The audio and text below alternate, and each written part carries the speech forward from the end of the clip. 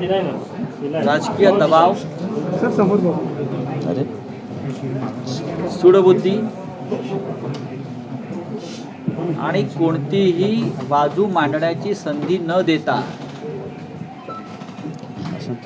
सनसनाटी निर्माण करण्यासाठी आणि आम्ही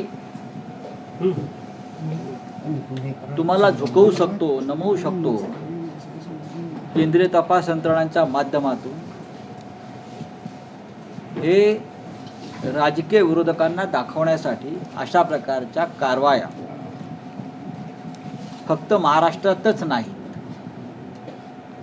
तर जेथे जेथे भारतीय जनता पक्षाची सत्ता नाही अशा प्रत्येक राज्यामध्ये अशा प्रकारच्या कारवायांना ऊत आलेला आहे. पश्चिम बंगालमध्ये ममता बॅनर्जी यांचा भाचा म्हणजे जे खासदार आहेत अभिषेक बॅनर्जी, काल त्यांनाही दिल्लीत बोलवून 8 तास चौकशी केली. त्यांच्या पत्नीला सुद्धा अशा प्रकारची नोटीस आली आहे. निवडणूक हरलो आपण एखाद्या राज्यात म्हणून ज्यांनी पराभव केला आपली सत्ता गमावण्यासाठी, आपली सत्ता खेचून घेण्यासाठी, त्यांच्यावर केंद्रीय तपास यंत्रणांच्या माध्यमातून अशा प्रकारे दबाव आणणं ही राक्षसी हुकुमशाहीची नांदी आहे. आपण जर पाहिलं असेल संसदेमध्ये कालच जी माहिती आली ईडीच्या कारवायांसंदर्भात, सर्वाधिक कारवाया या जेथे भाजपचं शासन नाही त्या राज्यात झालेल्या आहे. UPAच्या 11 वर्षाच्या काळामध्ये फार तर 22 किंवा 23 कारवाया झाल्या आणि हे मोदींचं शासन आल्यापासून साधारण 2500च्या आसपास या कारवाया ईडीनं केल्या आहेत. त्यातल्या अनेक कारवाया त्या चुकीच्या पद्धतीनं झाल्या तर नंतर न्यायालयामध्ये स्पष्ट झालेलं आहे. पण न्यायव्यवस्था, प्रशासकीय व्यवस्था, केंद्रीय तपास यंत्रणा या हुकुमशाही प्रवृत्तीच्या गुलामासारख्या वागत असल्याचं आता स्पष्ट दिसतं. लगता है ईडी ने अपना कार्यालय बंद कर दिया है. जहां गुजरात हो, सबसे बड़ा बैंक घोटाला, बैंक फ्रॉड इतिहास का गुजरात में हुआ है. CPR अब तक एक भी आरोपी को न बुलाया है, न अरेस्ट की है, न उनकी संपत्ति कुर्क की है.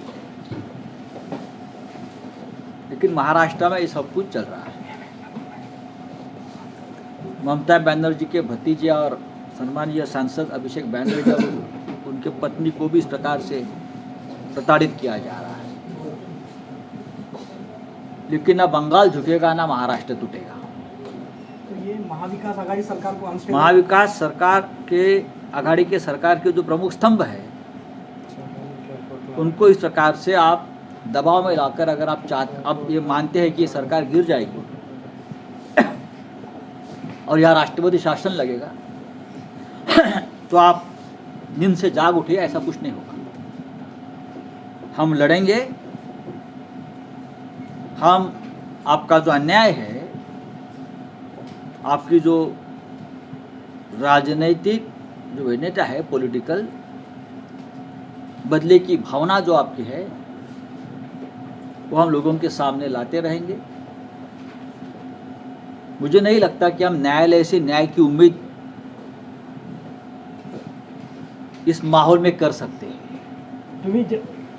लेकिन सबसे बड़ा न्यायालय जनता का न्यायालय होता है. महाराष्ट्र की जनता ठाकरे परिवार से परिचित है, हम सबसे परिचित है. कभी ना कभी इस एक्शन का, इस राजकीय राजनीतिक बदली की भावना से जो कार्रवाई हो रही है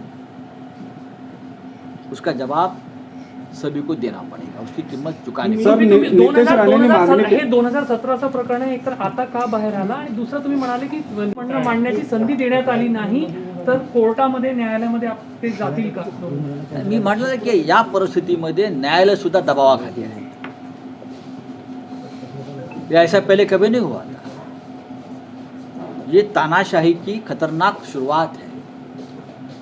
4 राज्यों में अगर आप जीत गए हैं उसका मतलब ये नहीं कि आप सब लोग देश के मालिक बन गए.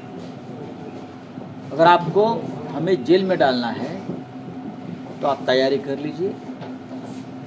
हम सभी लोग जेल में जाने के लिए भी तैयार हैं, लेकिन इस देश की स्वतंत्रता, इस देश का लोकतंत्र, डेमोक्रेसी,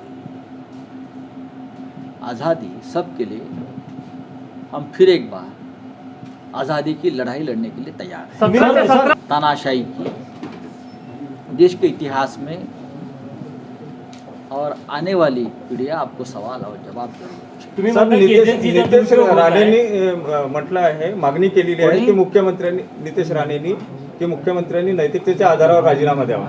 ठीक आहे, नैतिकतेच्या व्याख्या शोधाव्या लागतील आता. तुम्ही एजन्सीचा दुरुपयोग आहे असं म्हणत आहे, पण ज्या ज्या लोकांना ईडीने अटक केली, ईडीने जे न्यायालयामध्ये पुरावे सादर केले त्या आधारावर त्यांना बेल मिळत नाहीये.